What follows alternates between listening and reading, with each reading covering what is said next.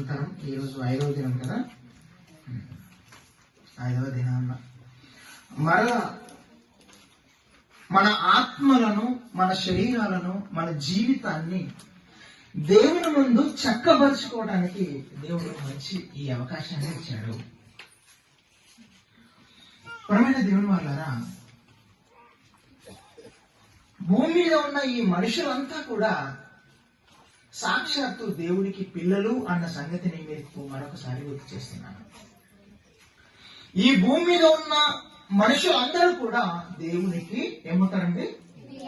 పిల్లలు.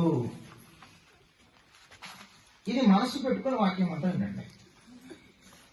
అంటే ఇక్కడ ఉన్న చిన్న పిల్లలు మొదలుకొని మధ్య వయస్కులు, యవ్వనస్తులు, తల్లిదండ్రులుగా ఉన్నవారు కదండి, మాకు మీరు పెద్దవాళ్ళుగా ఉన్నారు, ముసలివారైనా కూడా దేవునికి ఎలా కనపడతారట? పిల్లలే. అందుకే ఆయన ఏమన్నా తెలుసా, ఎవరైనా కానీ చిన్న పిల్లలు ముద్దు పెట్టుకుంటాం కానీ ముసలి వాళ్ళని ముద్దు పెట్టుకుంటామండి. దేవుడు ఏమన్నాడు? ముదిమి వచ్చి వరకు నిన్ను ఎత్తుకొని. దేవుడికి ఎంత ఇష్టం చూడండి. అసలు ముసలి వాళ్ళ దగ్గరికి వెళ్ళడానికి ఆ వాసనకే మనం ఇష్టపడం.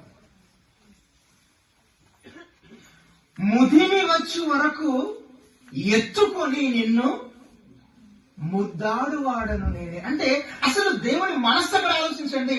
ఆయనకి మనుషులంటే ఎంత ప్రేమ. అది ముసలి వాళ్ళైనా, పసి పిల్లలైనా, యవనస్తులైనా, ఎవరైనా సరేనండి, దేవునికి మనుషులంటే చాలా చాలా పిచ్చి పీక్స్ ఆయనకి. ప్రేమ అనే పిచ్చి పీక్స్. అసలు ఎంత ప్రేమ అంటే అది నాకు చెప్పటం సాధ్యం అవ్వట్లేదు, మీరు అర్థం చేసుకోవటం కూడా కష్టమేమో, కానీ ట్రై చేయండి. ఏమన్నాడు తెలుసా ఆయన? దేవుడు లోకమును ఎంతో ప్రేమించను, ఆ ప్రేమకు ఏమిచ్చినట్టు ఆయన తన కుమారుడైన యేసుక్రీస్తు వారిని భూమి మీదకి పంపించి త్యాగం చేయించాడు.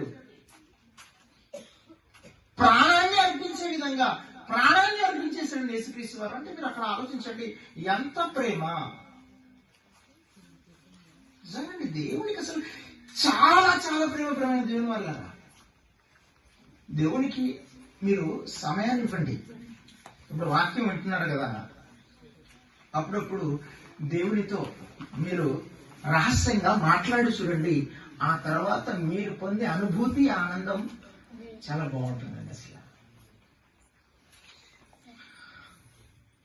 ప్రేమైన దేవుని వల్ల ఇప్పుడు ఒక మాట చెప్తాను చూడండి. అమ్మగారు చనిపోయిన తర్వాత బాబాయ్